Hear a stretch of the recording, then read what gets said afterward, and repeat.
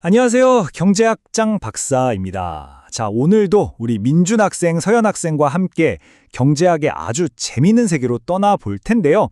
오늘 우리가 같이 볼 내용은 바로 이준구, 이창용 교수님의 경제학 원론 교재에 나오는 우리의 비합리적인 선택, 그 뒤에 숨어있는 아주 흥미로운 심리 법칙들입니다. 자, 여러분 한번 생각해 보세요. 똑같은 물건인데 왜 이걸 보는 사람마다 가치를 다 다르게 매길까요? 그죠? 전통적인 경제학에서는 에이, 합리적인 인간이라면 다 비슷하게 생각해야지라고 말하거든요. 근데 과연 현실에서도 그럴까요? 오늘 바로 이 질문으로 시작해서 우리가 얼마나 예측 가능하게 비합리적인 선택을 하는지 한번 파헤쳐 보겠습니다. 자, 그럼 첫 번째 현상부터 한번 볼까요? 바로 부존 효과라는 건데요. 이걸 아주 쉽게 이해할 수 있는 실험이 하나 있어요. 우리 교재에도 나오는 아주 유명한 실험인데 진짜 평범한 물건 하나가 우리 생각을 어떻게 확 바꿔놓는지 한번 보시죠.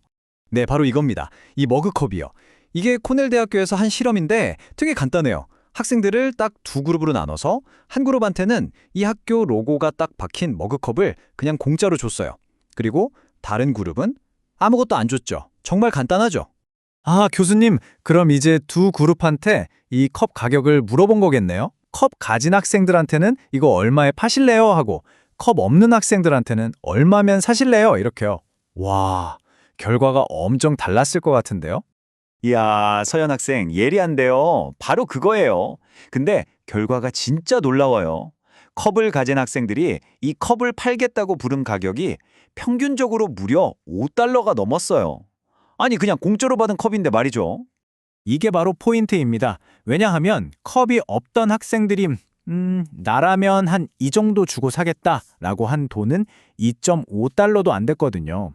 생각해 보세요. 완전히 똑같은 컵인데 단지 내가 이걸 갖고 있다는 그 이유 하나만으로 가치를 2배 넘게 뻥튀기 한 거죠. 자, 경제학에서는 이런 현상을 바로 부존 효과라고 불러요. 영어로는 endowment effect. 그러니까 일단 뭔가가 내 거가 되는 그 순간 그 물건에 뭔가 특별한 가치를 막 부여하는 거예요. 일종의 심리적인 편향이죠.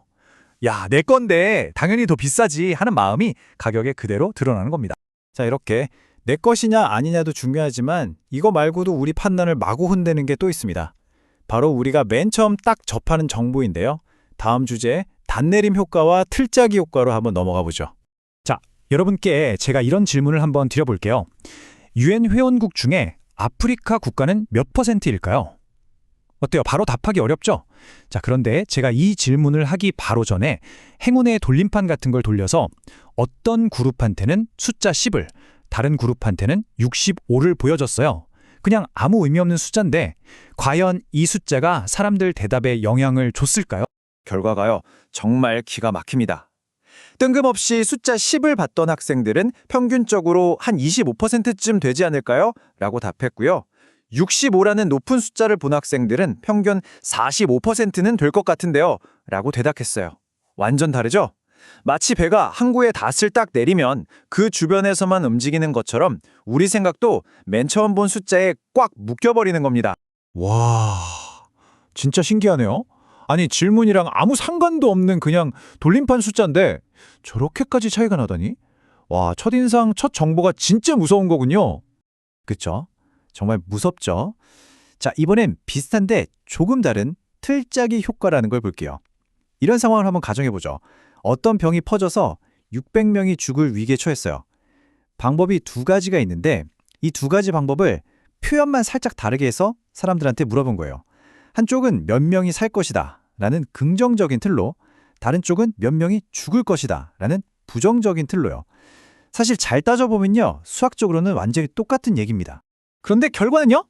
완전히 180도 달랐습니다.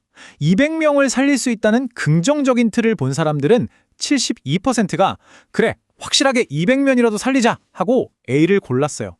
근데 400명이 죽는다는 부정적인 틀을 본 사람들은 확실한 대안을 고른 사람이 22%밖에 안 됐어요.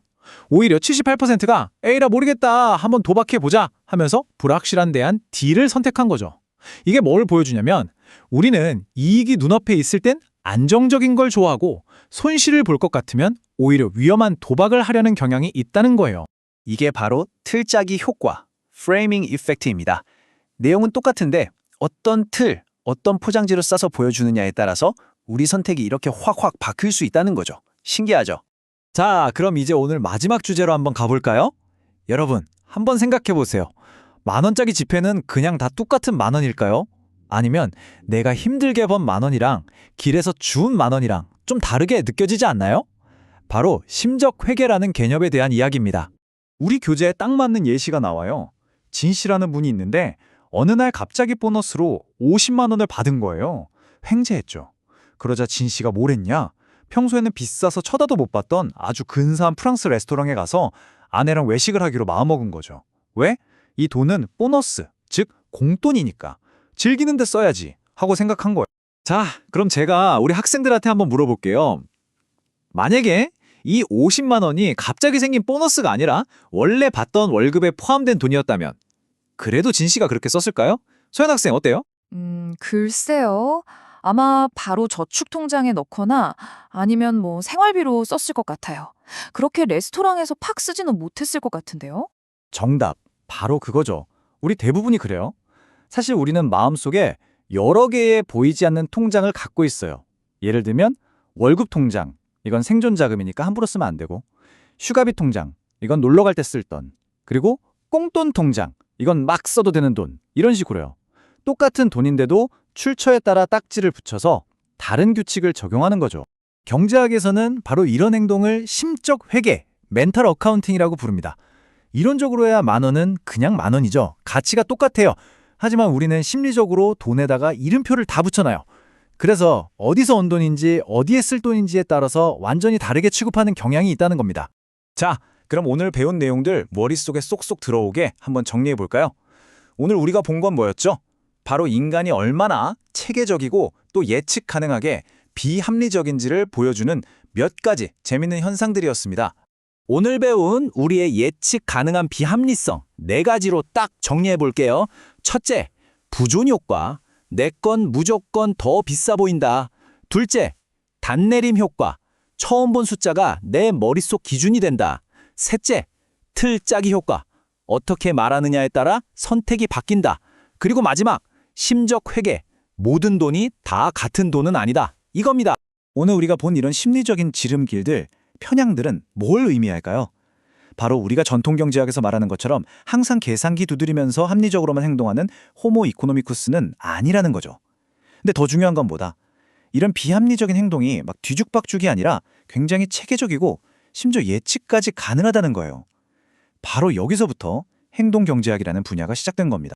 자, 오늘 설명은 마지막으로 여러분 스스로에게 던지는 질문으로 마무리할까 합니다.